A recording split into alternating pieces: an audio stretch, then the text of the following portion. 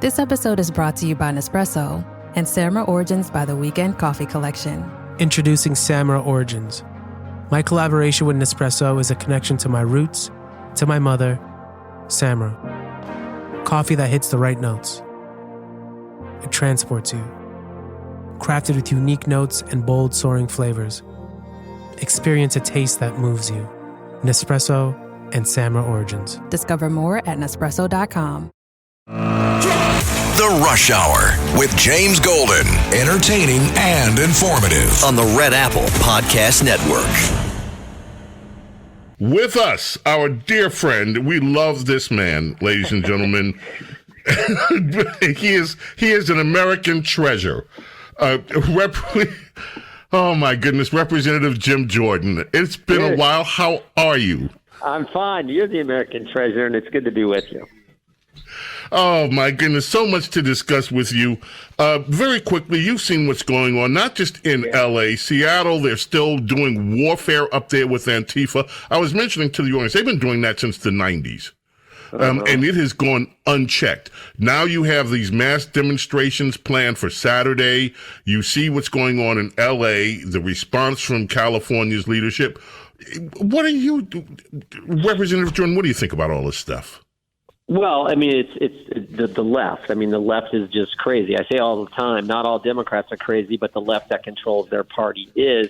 And the left always gets it wrong. I mean, they're now trying to, so many of the elected officials, the Democrat elected officials on the left are saying, oh, this is actually President Trump's fault. It's not the people who are throwing the rocks at police cars. It's not the people who are running their motorcycle into law enforcement. It's not the people throwing things off of overpasses, burning cars, et cetera. It's not that. They're not the problem. Somehow the problem is President Trump and the National Guard and law enforcement, which is just crazy. So the left always gets it backwards, takes the wrong position.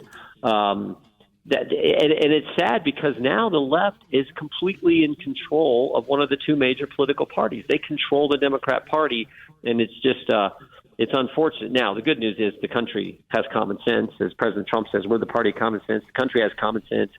They figured it out, and that's why on November 5th they put him in the White House.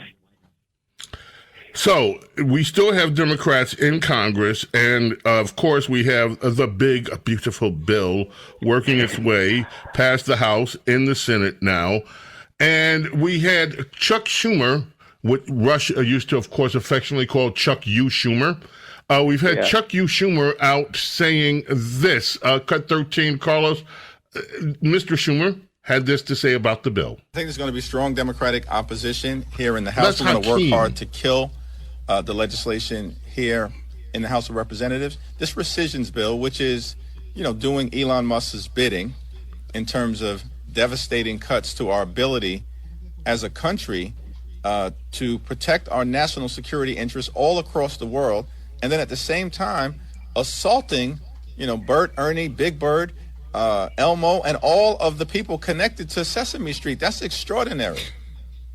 I mean, if you wanted to write a law that surrenders American independence and energy independence to the Chinese Communist Party and to the Chinese government, this is it.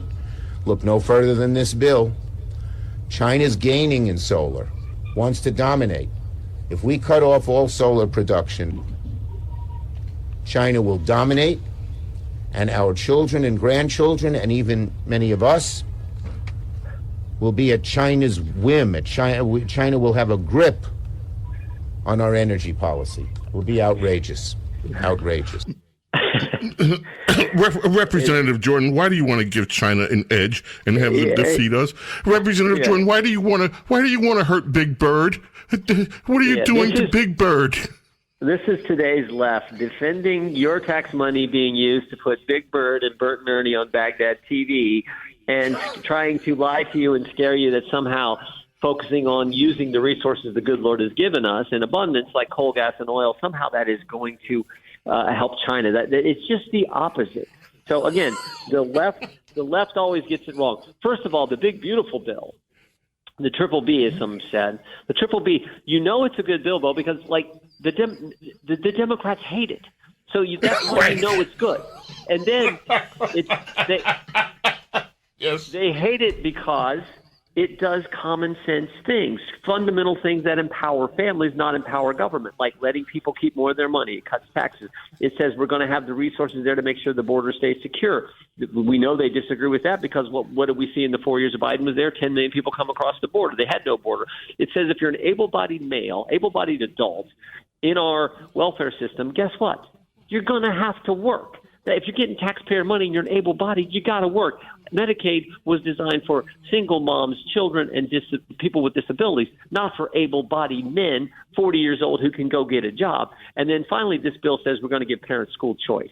It's got a great part of the tax bill is empowering parents to pick the school where their kids get the best education. The left hates those things because they empower families, empower people, not empower the government. So they're going to scare us. They're going to scare us in saying, oh, the rescissions bill is bad. The big, beautiful bill is bad. Both are good pieces of legislation. Both are common sense. And that's why I'm convinced both of them are going to pass. Well, I certainly hope they do. But I want to ask you, I have so much to ask you about. I want to ask you about a few things that have been highly disturbing to me watching this process of DOGE go through. One of the things that DOGE reported was that there was a $4.7 trillion that is untraceable in Treasury payments. I don't understand why there's no big scandal surrounding that.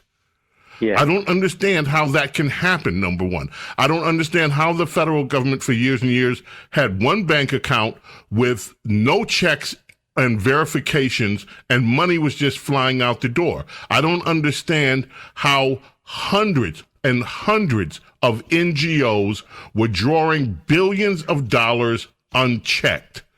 Yeah. Well, you know, I would just say the fundamental problem is that bureaucrats aren't spending their own money. They're spending your money, your listeners' money, your viewers' money.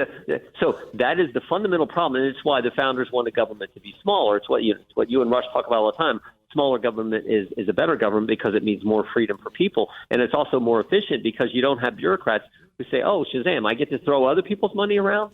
Well, of course I'll give some money to Baghdad television, Iraqi television, to have Bert and Ernie on TV. Well, of course I'll give money to NPR and these public broad. You don't get a taxpayer check. You got to go out and earn your. But somehow NPR and the Corporation for Public Broadcasting. So it's the fundamental issue is when it's someone else's money, you don't take care of it like you do when it's your own.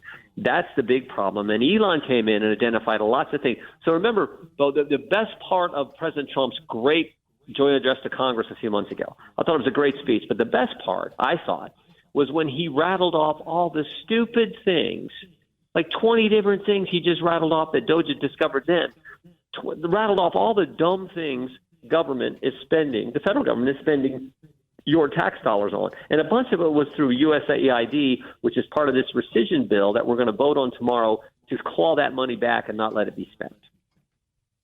Good. Now, this rescission bill, what is your prediction on how this is going to go? The last vote was close. Only one vote separated that bill's winning margin. What do you think is going to happen with this rescission bill? Just to be clear for your listeners, that there's the big beautiful bill, which passed by one vote in the House. I think it's going to pass in the Senate. It's going to take that a few weeks. But I do think in the end you're going to get almost all the Republicans to vote for it, with the exception of Senator Paul. But the rescission bill is a smaller package that looks at some of the things Elon and his team on the DOGE identified. That's coming up for a vote tomorrow in the House. Right. Tomorrow in the House. It's a much smaller bill, but it is a good bill. It's the one that goes after NPR, excuse me, and some of these crazy things that were happening at USAID. So I think that's a good bill. It's a good start. To be honest, I wish the Office of Management and Budget, the way these rescission bills work, it has to come first from the administration to the Congress, and then you don't need 60 votes in the Senate to pass it. So we've been waiting for these from Office of Management and Budget. They're finally sent this to us, which is good. I wish that we'd have been doing these bills, these rescission bills, all along. I wish they would have started the day after President Trump's speech to the Congress and started with the first thing you listed on that list and just went right down the line, one by one. And it wasn't there were smaller amounts, but I still think that would have been good. Unfortunately, that didn't happen, but here we are with the first one of these, and I think it's going to pass tomorrow. Good. That's what I was looking at. Will it pass? Because you do have you have some recalcitrant. Look, I don't know how you feel about this. I tend to look, Congressman, I look at what's happening right now with illegal immigration, for instance, with California, with all of this. These problems have been festering for decades now. California just didn't yesterday decide that they didn't want to obey federal law. This has been going on for decades. Now the rebel states, we have 12 rebel states, the new Confederacy in America, Democrat states who actually proudly say, we're not going to follow federal law. We are not paying attention to federal law. And this has been festering for decades. Is this the Congress? Is this the time, not only that's going to do rescissions for these outrageous budget items and pass the needed money to secure the border, but also finally deal with the lawlessness that has been allowed to permeate America for decades? Yeah, and what you're getting at, I think, is exactly right. It's a good question. Is this sanctuary policy that exists around the country. Tomorrow there's a hearing in the Oversight Committee where we have Governor Hochul of New York, Governor Pritzker of Illinois, and Governor Walz from Minnesota, which are sanctuary jurisdictions. And we're going to be talking about that. But in the end, the only way you deal with that, the only way you can stop that is to say to these jurisdictions, if you're a sanctuary jurisdiction, you're not going to get the same federal funds. If you're not willing to work with federal law enforcement when they're enforcing the law, then we're gonna cut back on some of the federal money that comes to your city, your state, your jurisdiction. That is the only way to get their attention and get them to do common sense things.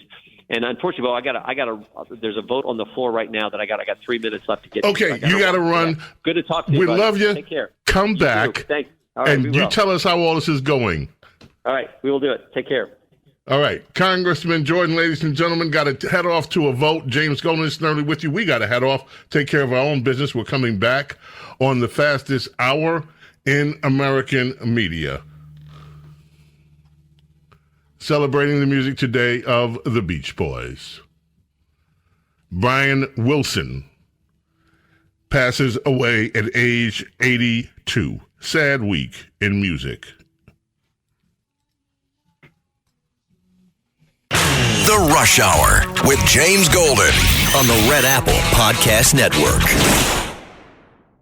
Americans love using their credit cards, the most secure and hassle-free way to pay. But D.C. politicians want to change that with the Durbin-Marshall credit card bill. This bill lets corporate megastores pick how your credit card is processed, allowing them to use untested payment networks that jeopardize your data security and rewards. Corporate megastores will make more money, and you pay the price. Tell Congress to guard your card, because Americans lose when politicians choose. Learn more at guardyourcard.com.